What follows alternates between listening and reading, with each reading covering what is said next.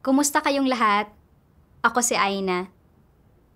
Maraming mga magulang ang umaasa na ang kanilang mga anak ay magtatagumpay sa pag-aaral, mamumukod tangi sa karamihan, at matutupad ang mga pangarap na sila mismo ay hindi nakamit. Ang pangunahing tauhan ng patotoong batay sa karanasan ngayong araw ay isa sa gayong mga magulang. Lumaki siya sa isang mahirap na pamilya at umasa na mababago ang kanyang kapalaran sa pamamagitan ng pagsusumikap at masigasig na pag-aaral. Ngunit nabigo siyang makapasok sa kolehiyo. Isang bagay na naging panghabang buhay niyang panghihinayang. Dahil dito, ibinuhos niya ang lahat ng kanyang pag-asa sa kanyang anak. Umaasang balang araw ay magtatagumpay ito sa akademya upang matupad nito ang kanyang naudlot na pangarap. Nagsimula siyang kontrolin ng mahigpit ang kanyang anak, na nagdulot ng matinding pinsala sa pisikal at mental nitong kalagayan.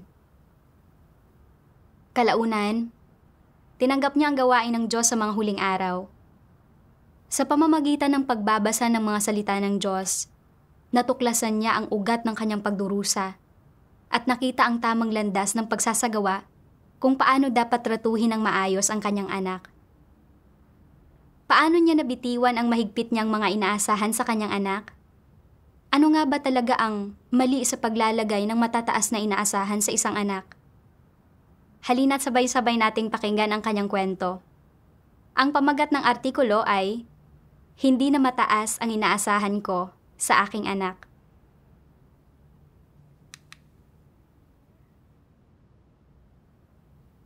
Lumaki ako sa nayon at napakahirap ng buhay sa amin.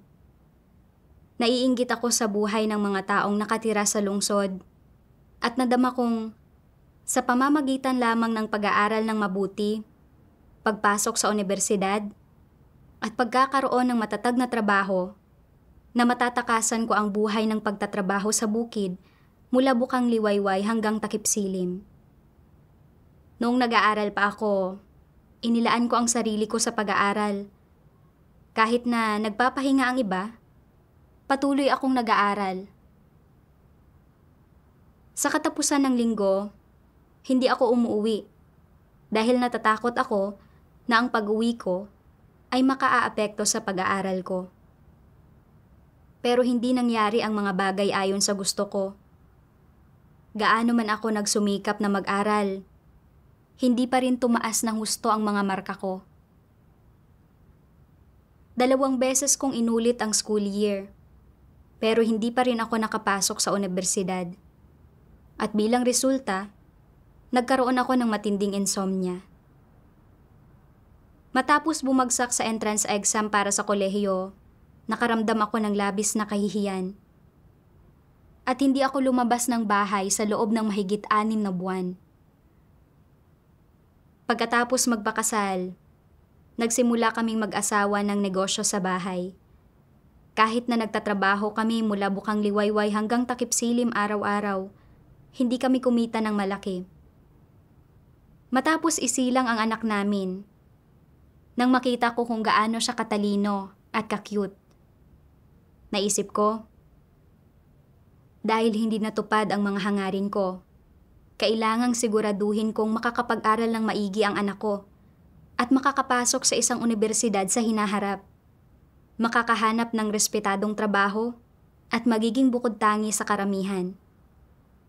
Sa ganitong paraan, matatakasan namin ang buhay ng kahirapan at gaganda rin ang tingin sa akin.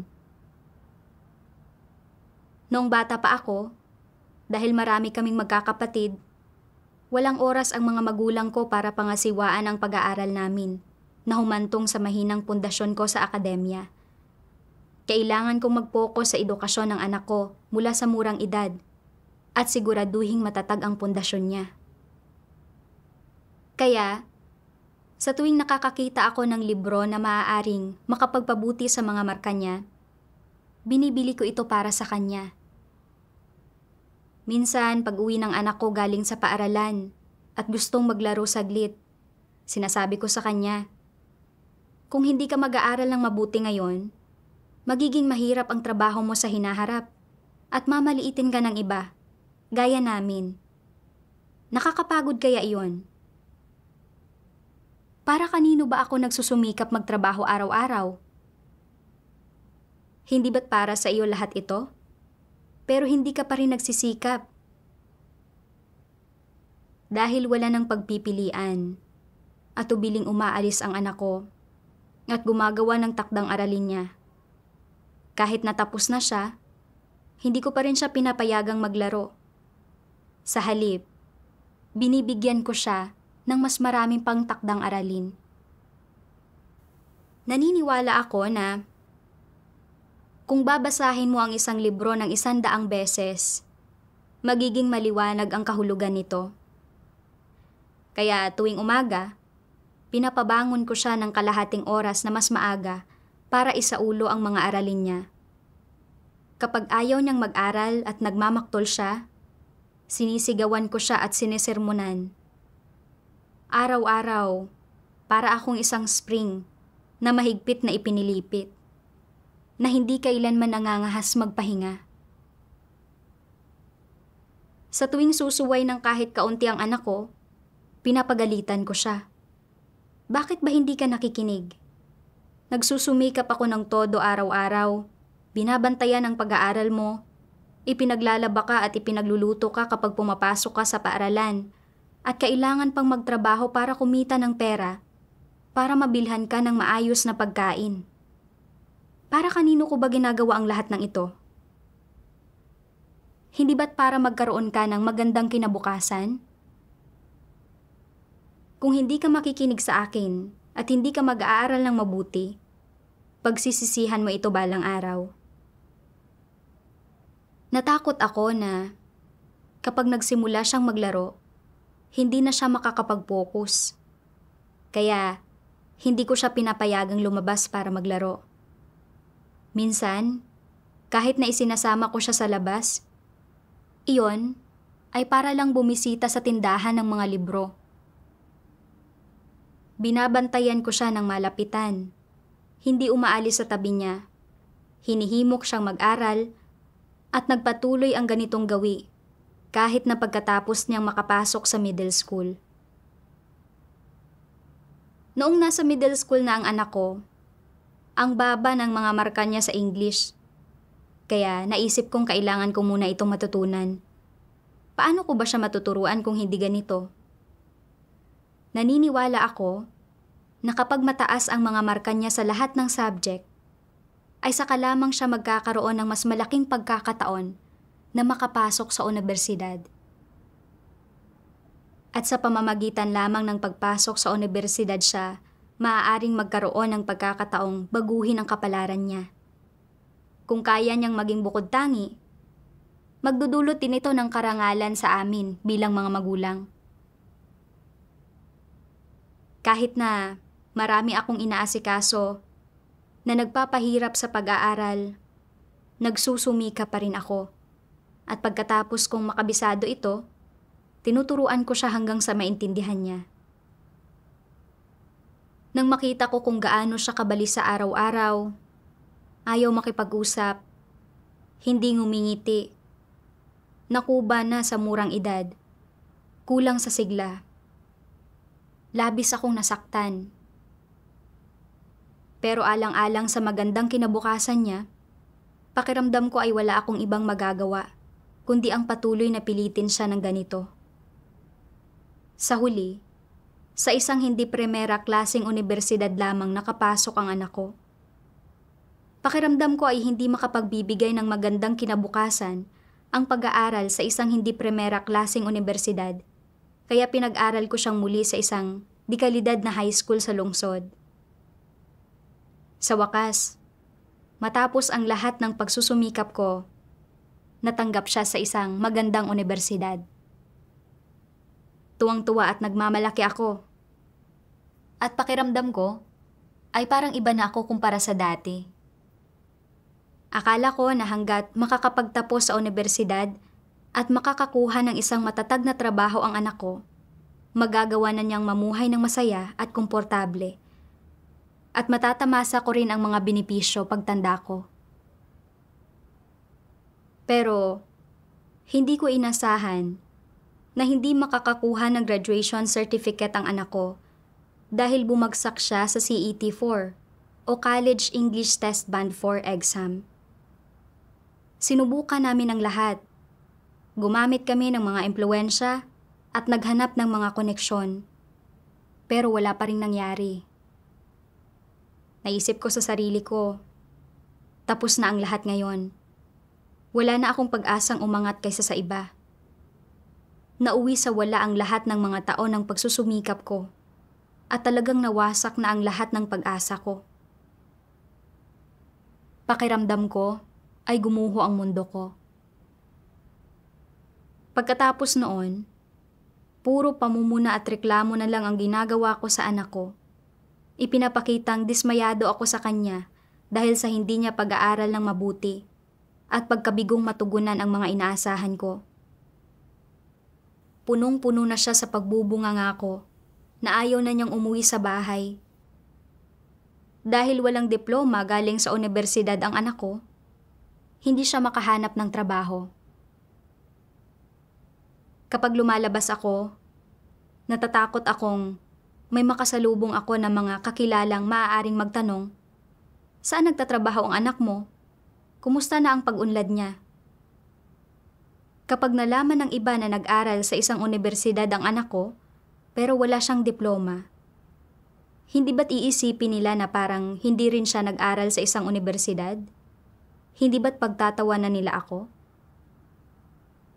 Bilang resulta, araw-araw akong nahihirapan. Noong Disyembre 2021, tinanggap ko ang pagliligtas ng makapangyarihang Diyos sa mga huling araw. Ibinahagi ko ang pagdurusa ko sa isang sister. At may nakita siyang isang sipi ng mga salita ng Diyos para sa akin.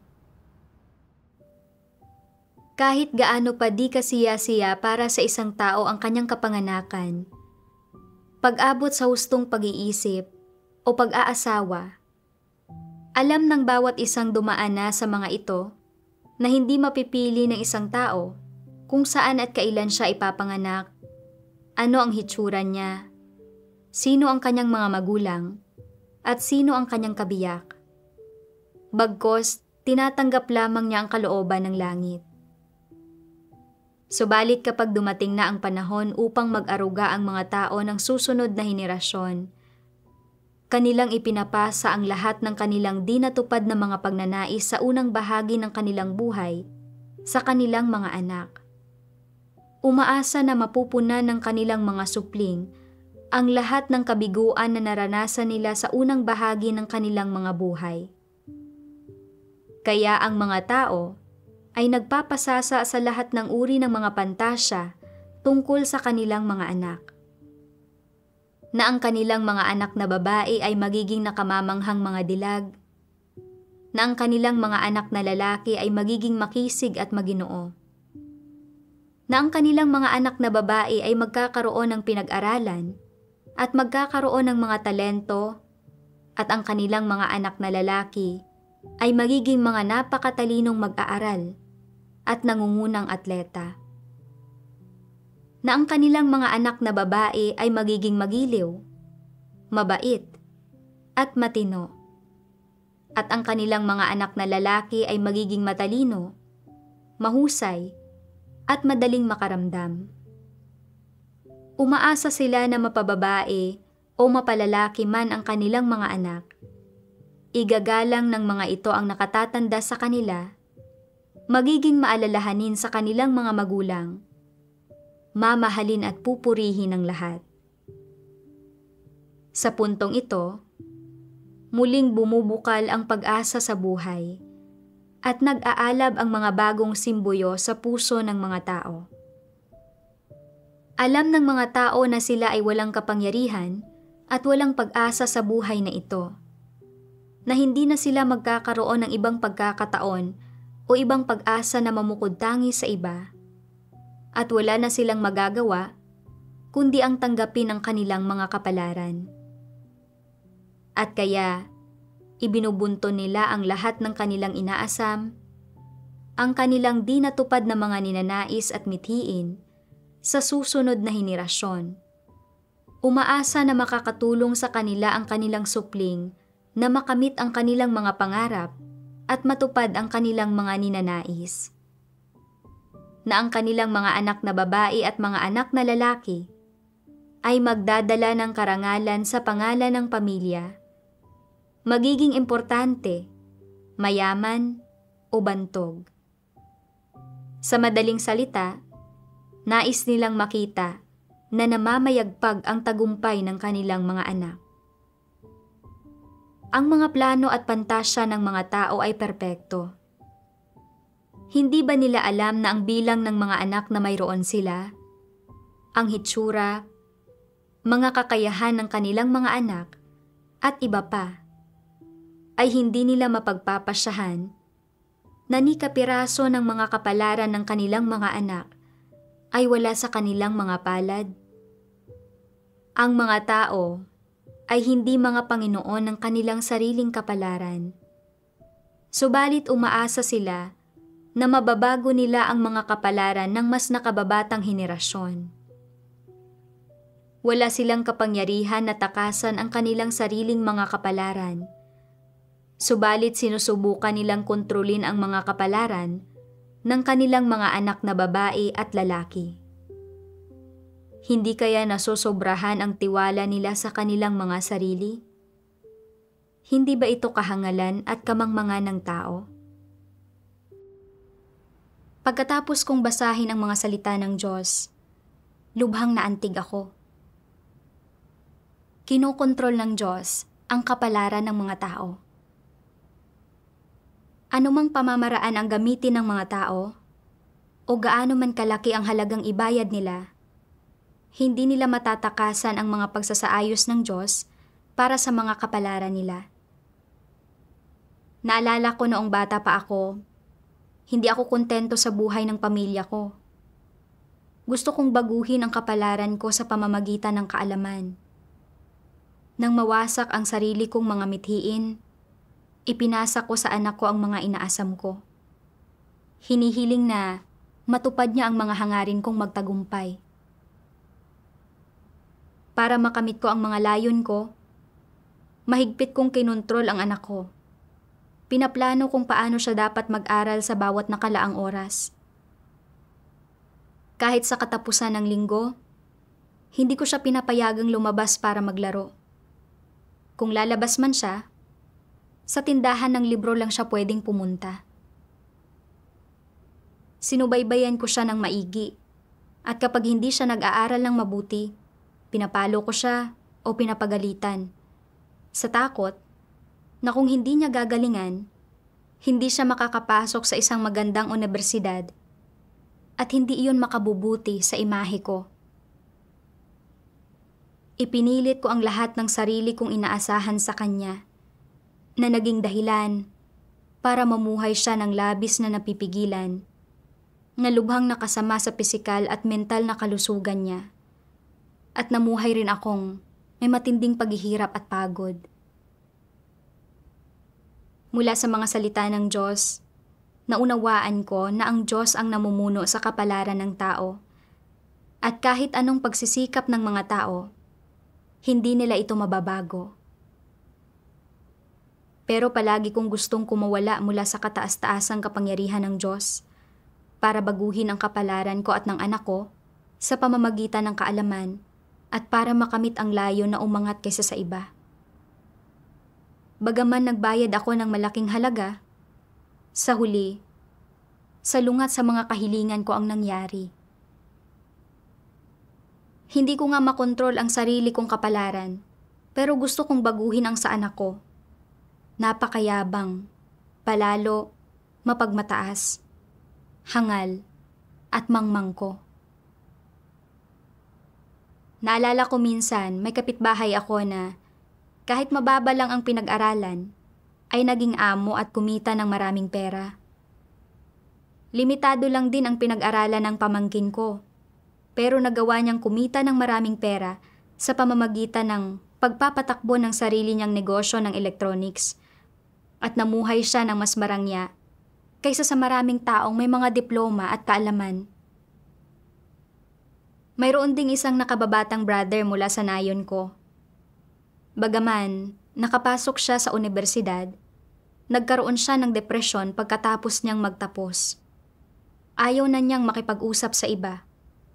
At sa huli, ay hindi siya nakapagtrabaho.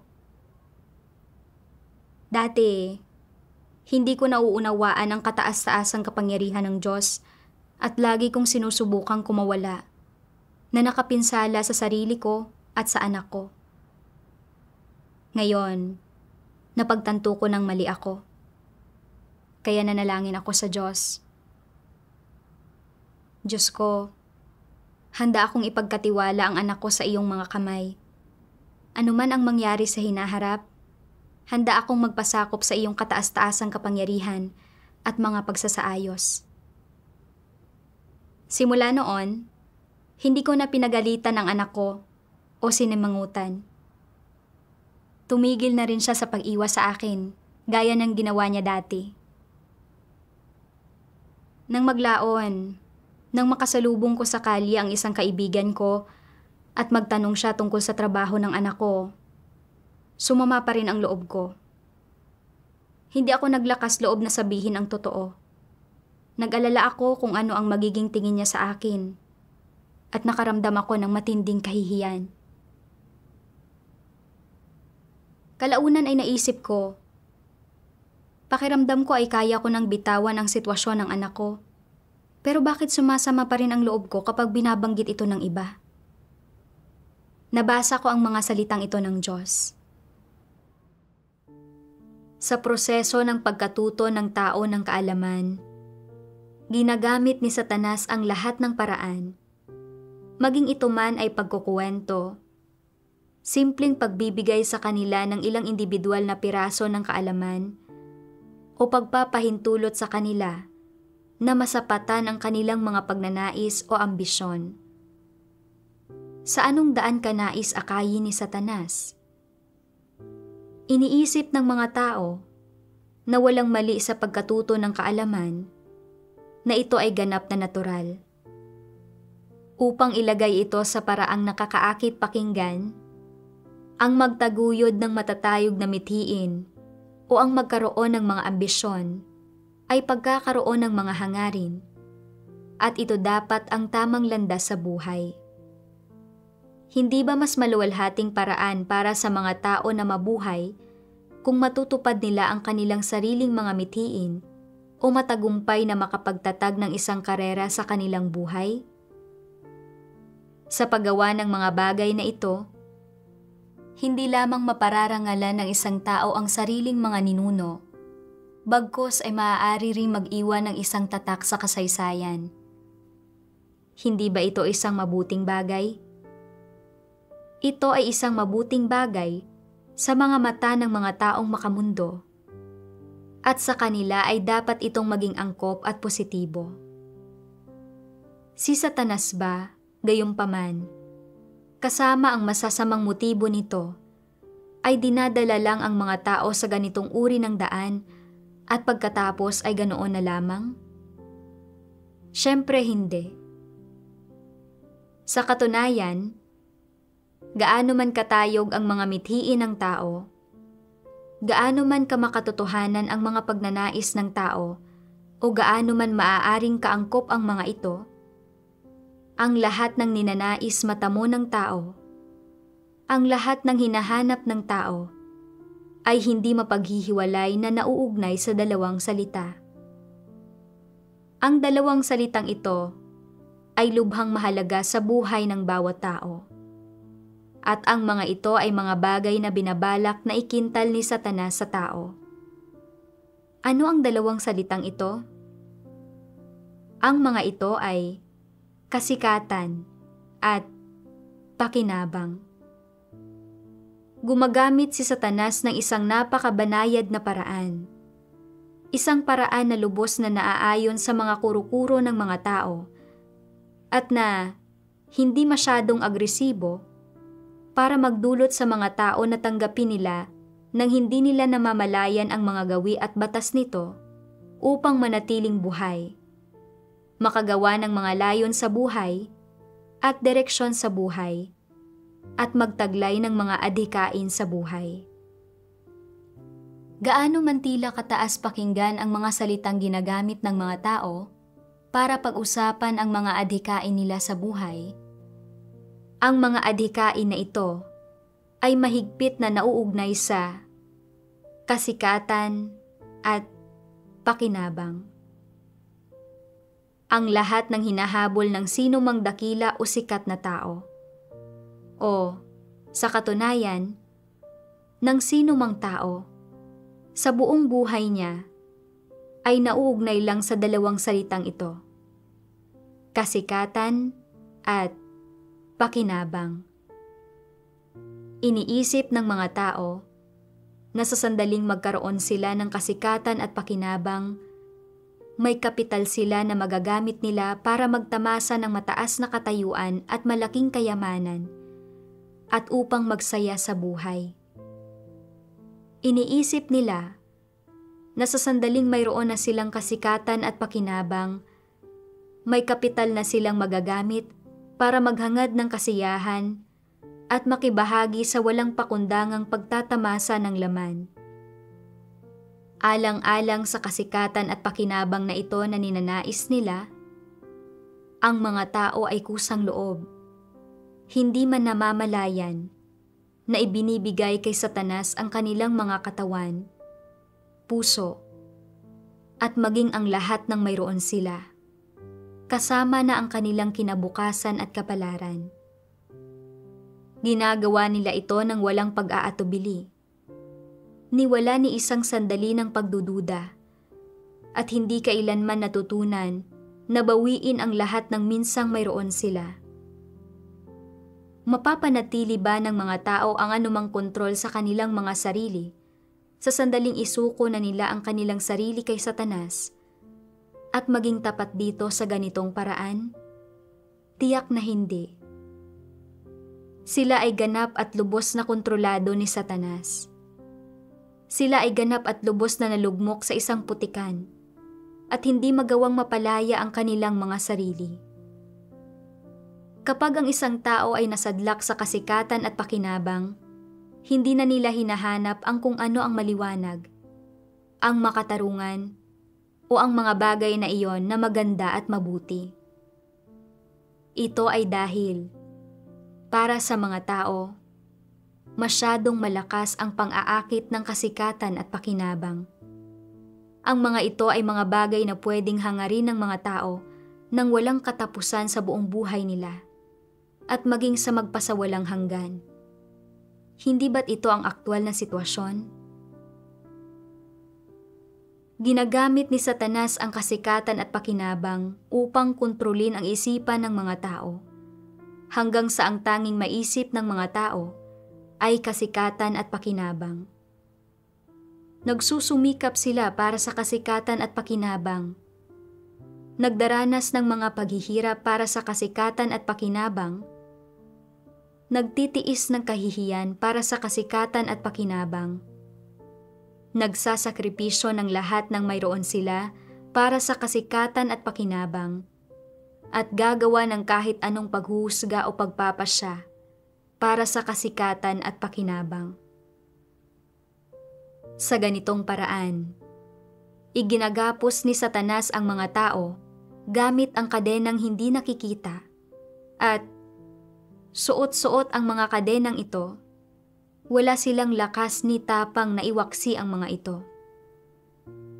Dala nila ang mga kadenang ito nang hindi nila nalalaman at patuloy silang naglalakad ng may matinding paghihirap.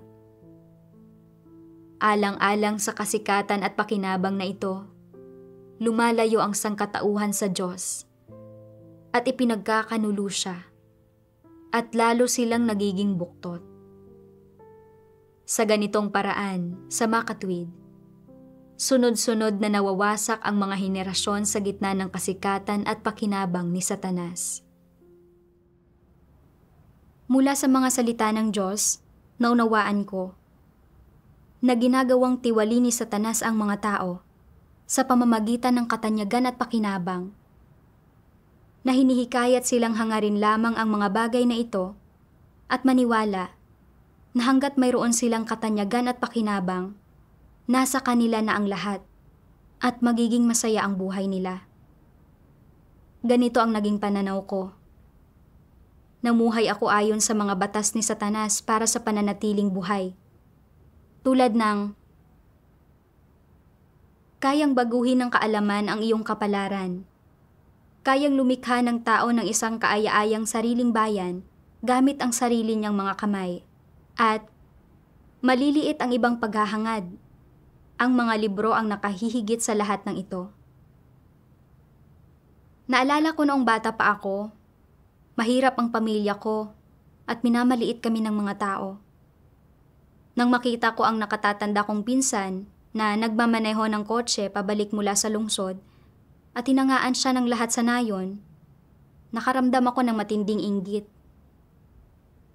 Naisip ko sa sarili ko na kailangan kong mamuhay gaya ng pinsan ko sa hinaharap at makuha ang paghanga ng mga tao. Para hangarin ang katanyagan at pakinabang, inilaan ko ang lahat ng oras ko sa pag-aaral. Isinakripisyo ko pa nga ang pahinga. Nakalaunan ay humantong sa matinding insomnia. Nakahiga akong gising gabi-gabi at umaasa lang sa gamot pampatulog. Araw-araw akong hirap na hirap. Pakiramdam ko ay mas masahol pa ang buhay kaysa sa kamatayan. Gayunpaman, sa huli, hindi pa rin ako nakapasok sa unibersidad o nagkamit ng buhay na gusto ko. Kahit ganoon, nabigo akong gumising sa realidad at para makamit ang katanyagan at pakinabang, ipinasa ko sa anak ko ang mga hangaring hindi ko natupad. Napaka-normal lang para sa anak ko na gustuhing maglaro ng ilang sandali noong bata pa siya. Pero, para matupad ang sarili kong mga ninanasa, kinontrol ko ang buhay niya. Wala akong ibang ipinagawa sa kanya kundi ang mag-aral araw-araw. At pinapalo o pinagagalitan ko siya kapag hindi siya nag-aaral ng mabuti. Ang dating masigla at masayahin kong anak ay naging malungkutin palagi. Nawala ang saya niya ng pagkabata at nagkaroon siya ng matinding pagkakuba at malubhang pagkalagas ng buhok sa murang edad. Dahil sa pagkontrol ko, napalayo sa akin ang anak ko. Nang hindi makakuha ng diploma sa unibersidad ang anak ko at hindi ko makamit ang mga layon kong makakuha ng katanyagan at pakinabang, pakiramdam ko ay gumuho ang mundo ko. Hindi ko gustong makita ang sinuman. Nahihiya akong itaas ang ulo ko. At nagreklamo ako sa anak ko. Pinupuna siya dahil hindi niya natupad ang mga inaasahan ko. Namuhay akong may matinding pagdadalamhati. Ito ang mapapait na bunga na dulot ng paghahangad ko ng katanyagan at pakinabang. Naalala ko ang isang batang lalaki mula sa nayo ng kapatid ko, na ang pamilya ay napakahirap din. Para baguhin ang kapalaran niya sa pamamagitan ng kaalaman, inulit niya ang pag-aaral niya sa loob ng ilang taon. Pero, nabigo pa rin siyang makapasok sa unibersidad. Sa huli, nagkaroon siya ng depresyon. Ito ang resulta ng paggamit ni Satanas ng katanyagan at pakinabang para gawing tiwali ang mga tao.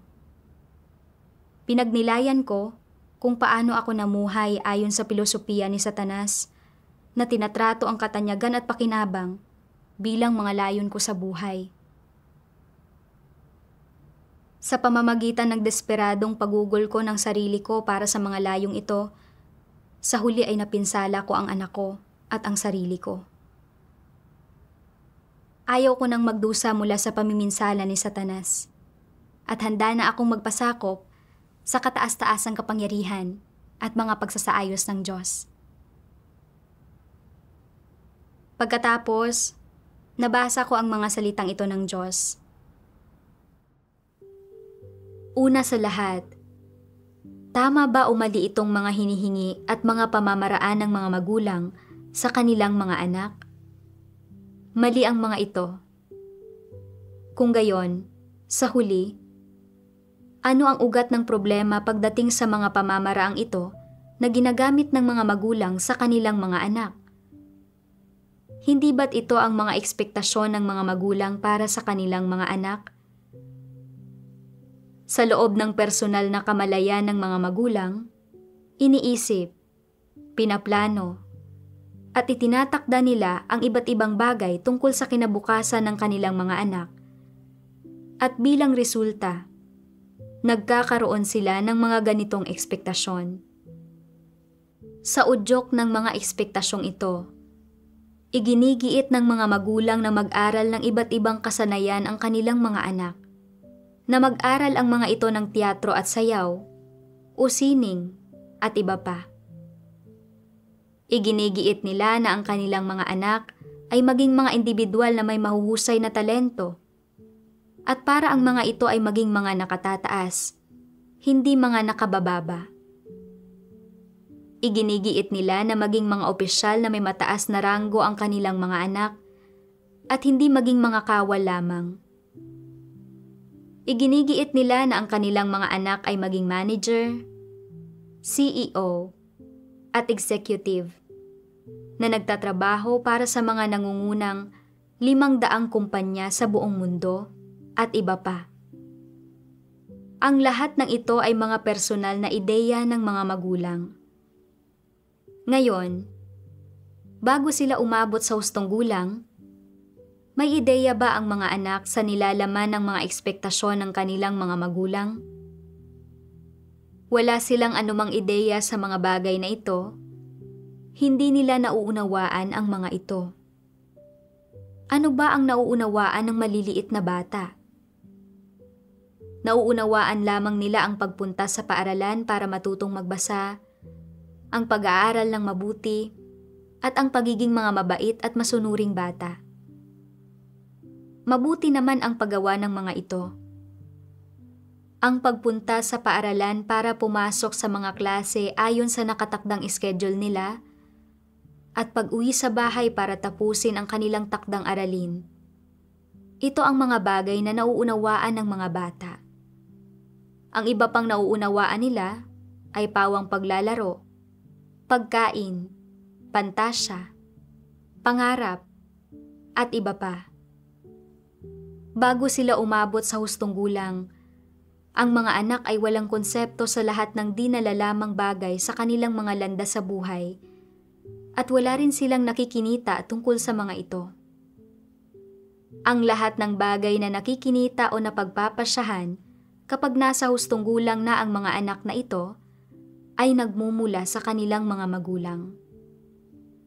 Sa makatuwid, ang mga maling ekspektasyon ng mga magulang para sa kanilang mga anak ay walang kinalaman sa kanilang mga anak.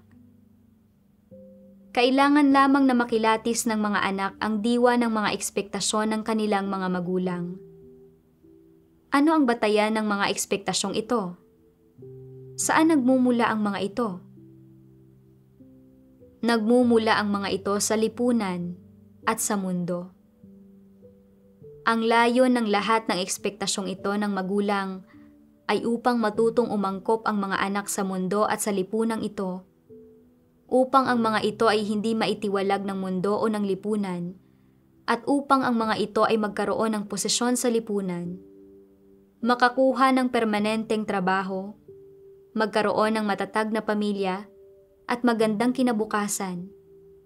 Kaya nagkakaroon ng iba't ibang ekspektasyon ang mga magulang para sa kanilang mga anak. Halimbawa, ngayon ay medyo uso ang maging isang computer engineer. Sinasabi ng ilang tao, magiging isang computer engineer ang anak ko sa hinaharap. Marami siyang kikitaing pera sa larangang ito.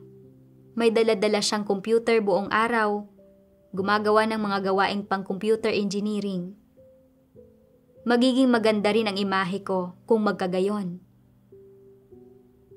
Sa mga sitwasyong ito, kung saan walang anumang ideya ang mga anak, itinatakda ng kanilang mga magulang ang kanilang kinabukasan. Hindi ba't mali ito?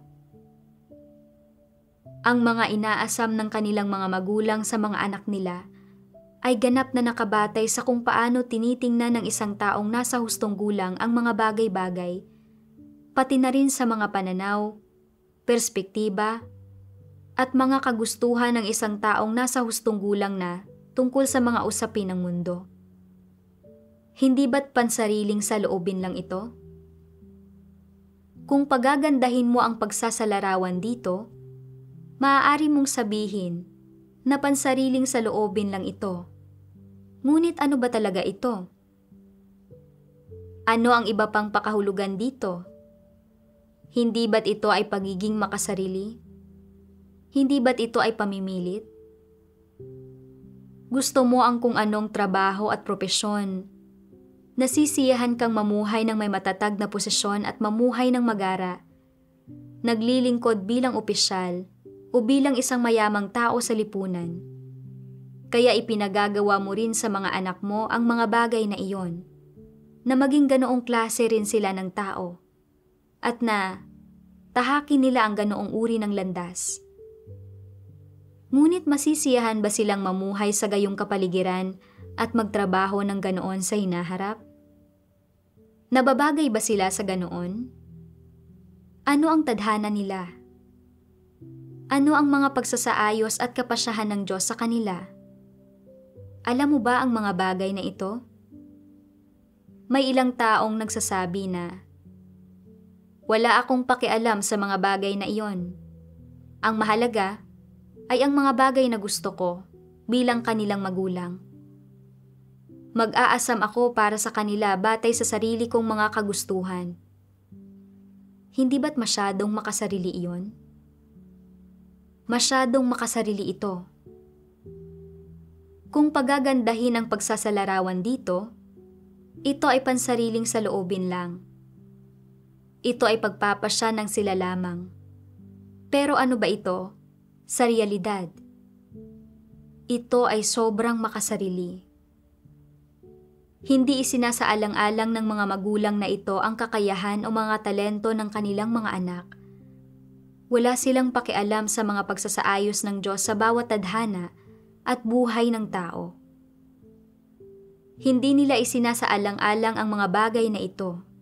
Ipinipilit lang nila ang sarili nilang mga kagustuhan, mga intensyon, at mga plano sa kanilang mga anak habang nangangarap ng gising. Pagkatapos kong basahin ang mga salita ng Diyos, napagtanto kong habang walang anumang kaalam-alam ang anak ko, kung ano-ano ang ipinangarap at ipinilit ko sa kanya para makamit ang sarili kong mga layon. Malaki ang inasahan ko sa kanya. Umasa akong may mararating siya sa lipunan, magkakaroon siya ng matatag na trabaho sa hinaharap, at hindi siya itataboy ng lipunang ito, natutupad din sa sarili kong mga hangarin. Gusto kong pumasok sa unibersidad at makakuha ng magandang trabaho pagkatapos kong makapagtapos para makuha ang paghanga ng mga tao. Pero dahil hindi natupad ang sarili kong mga hangarin, sinubukan kong makamit ito ng anak ko para sa akin. Noong pumipili ng major ang anak ko para sa unibersidad, hindi ko na tinanong ang opinyon niya. Sa halip, base sa ideya ko, pumili ako ng major para sa kanya na hahantong sa mas mataas na kita pagkatapos niyang magtapos. Pero, hindi ko inasahan na ang major na ito ay mangangailangan ng level 4 man lang sa English.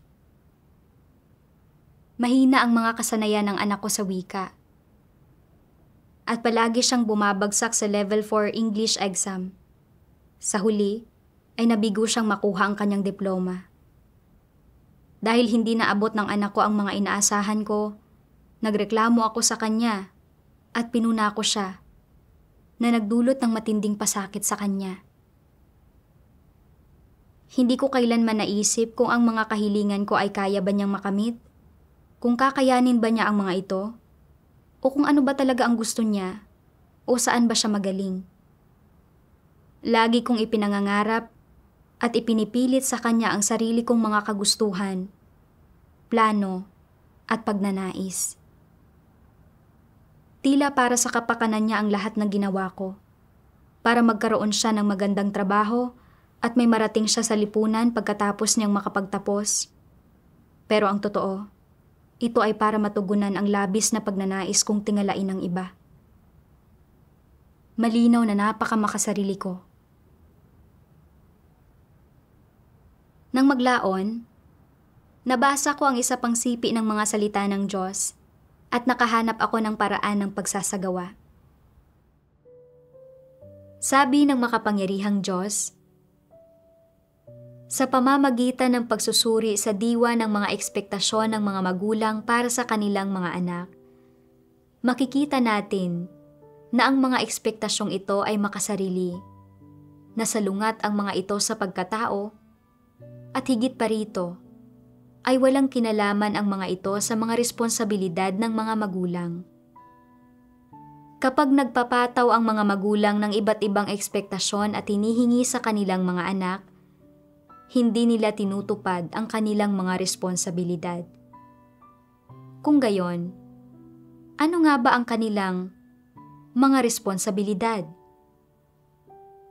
Ang pinakabatayang responsibilidad na dapat gampanan ng mga magulang ay ang turuan ang kanilang mga anak na magsalita, turuan sila na maging mabait at huwag maging masamang tao, at gabayan sila sa positibong direksyon. Ito ang kanilang mga pinakabatayang responsibilidad. Bukod dito, dapat nilang tulungan ang kanilang mga anak sa pag-aaral ng anumang uri ng kaalaman, talento, at iba pa na angkop sa mga ito base sa edad, kakayahan, husay at mga hilig ng kanilang mga anak. Tutulungan ng mga medyo mas mabuting magulang ang kanilang mga anak na maunawaan na ang mga tao ay nilikha ng Diyos at na may Diyos na umiiral sa sansinukob na ito. Ginagabayan ang kanilang mga anak na magdasal at magbasa ng mga salita ng Diyos. Kinukwentuhan ang mga ito ng ilang istorya mula sa Biblia at umaasa sila na susunod ang kanilang mga anak sa Diyos at gagampanan ang tungkulin ng isang nilikha paglaki ng mga ito. Sa halip na hangarin ang mga kalakaran ng mundo, masangkot sa iba't ibang komplikadong pakikipag-ugnayan sa mga tao at mapinsala ng iba't ibang kalakaran ng mundo at lipunang ito. Ang mga responsibilidad na dapat gampanan ng mga magulang ay walang kinalaman sa kanilang mga ekspektasyon. Ang mga responsibilidad na dapat nilang tuparin sa kanilang papel bilang mga magulang ay ang bigyan ng positibong gabay at angkop na tulong ang kanilang mga anak bago umabot sa hustong gulang ang mga ito. Pati na rin ang agarang pag-aalaga sa mga pangangailangan sa katawan ng mga ito tulad ng pagkain, kasuotan, tirahan, o sa mga panahong nagkakasakit sila. Kung magkasakit ang kanilang mga anak, dapat gamutin ng mga magulang ang anumang sakit na kailangang gamutin. Hindi nila dapat pabayaan ang kanilang mga anak o sabihin sa mga ito, pumasok ka pa rin sa paaralan, magpatuloy ka sa pag-aaral. Hindi ka pwedeng mahuli sa iyong mga klase. Kung masyado ka nang mahuhuli, hindi ka na makakahabol. Kapag kailangan ng kanilang mga anak na magpahinga, dapat hayaan ng mga magulang na magpahinga ang mga ito. Kapag may sakit ang kanilang mga anak, dapat tulungan ng mga magulang ang mga ito na gumaling. Ito ang mga responsibilidad ng mga magulang. Sa isang aspekto, kailangan nilang alagaan ang pisikal na kalusugan ng kanilang mga anak. Sa isa pang aspekto, kailangan nilang tulungan, turuan, at suportahan ang kanilang mga anak pagdating sa kalusugang pangkaisipan ng mga ito. Ito ang mga responsibilidad na dapat tuparin ng mga magulang sa halip na magpataw ng anumang hindi makatotohanang ekspektasyon o mga hinihingi sa kanilang mga anak. Dapat tuparin ng mga magulang ang kanilang mga responsibilidad, hindi lamang sa mga pangangailangan ng kalusugang pangkaisipan ng kanilang mga anak, kundi pati na rin sa mga bagay na kailangan ng katawan ng kanilang mga anak. Hindi dapat pabayaan ng mga magulang ang kanilang mga anak na lubhang ginawin sa taglamig. Dapat turuan nila ang mga ito ng ilang karaniwang kaalaman sa buhay, tulad ng sa kung anong mga sitwasyon sila magkakasipon, na dapat silang kumain ng mainit na pagkain, nasasakit ang kanilang tiyan kung kakain sila ng malalamig na pagkain, at na hindi nila dapat basta-bastang ilantad ang kanilang katawan sa hangin o hubarin ang kanilang damit sa lugar na masyadong mahangin kapag malamig ang panahon. Tinutulungan sila na matutong alagaan ang kanilang sariling kalusugan. Dagdag pa rito, kapag lumitaw sa murang isipan ng kanilang mga anak ang ilang pangmusmos at walang muwang na ideya tungkol sa kinabukasan ng mga ito, o ilang malabis na kaisipan, dapat maging maagap ang mga magulang sa pagbigay ng tamang gabay sa mga anak sa sandaling matuklasan nila ito, sa halip na piliting supilin ang mga ito. Dapat nilang hikayatin ang kanilang mga anak na magpahayag at ilabas ang mga ideya ng mga ito upang tunay na malutas ang problema. Ito ay pagtupad sa kanilang mga responsibilidad. Ang pagtupad sa mga responsibilidad ng isang magulang ay nangangahulugan sa isang aspekto ng pangangalaga sa kanilang mga anak at sa isa pang aspekto ng pagpapayo at pagtutuwid sa kanilang mga anak at pagbibigay ng patnubay sa mga ito hinggil sa mga tamang kaisipan at pananaw. Sa totoo lang, ang mga responsibilidad na dapat gampanan ng mga magulang ay walang kinalaman sa mga ekspektasyon nila sa kanilang mga anak.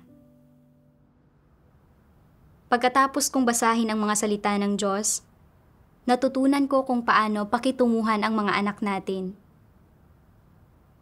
Bilang mga magulang, hindi natin dapat ipilit ang sarili nating mga inaasahan at kahilingan sa mga anak natin. Ang responsibilidad ng mga magulang ay ang magbigay ng positibong patnubay at tulong batay sa mga kakayahan, pangangailangan, at aktwal na sitwasyon ng mga bata sa bawat yugto ng edad. Kapag bata pa ang mga anak natin, kailangan natin silang turuan kung paano magsalita at pati na rin kung paano alagaan ang kalusugan nila. Habang lumalaki sila, dapat gabayan natin silang huwag gumawa ng masamang pag-uugali, huwag sumunod sa masasamang kalakaran ng mundo, at huwag magkaroon ng mga radikal na ideya. Dapat natin silang payuhan ng tama para lumaki silang masaya. Dapat natin silang hayaan na maunawaan ang nilikha at kataas-taasang kapangyarihan ng Diyos, at gabayan sila na manalangin sa Diyos at umasa sa Kanya kapag may nangyayaring mga bagay-bagay, at gabayan silang basahin ang mga salita ng Diyos. Matapos maunawaan ang mga bagay na ito, hindi na ako namumuna o nagrereklamo tungkol sa anak ko, at handa na siyang makipag-usap ng taos-puso sa akin. Kahit na hindi siya namumuhay ng mayaman ngayon, may ngiti siya sa mukha niya na wala noon. Nakararamdam din ng paglaya ang puso ko mula sa pagsasagawa ayon sa mga salita ng Diyos. Hindi mabibili ng pera ang ganitong kaligayahan. Hanggang dito na lang po ang ating programa ngayong araw. Maraming salamat sa inyong panonood at hanggang sa muli.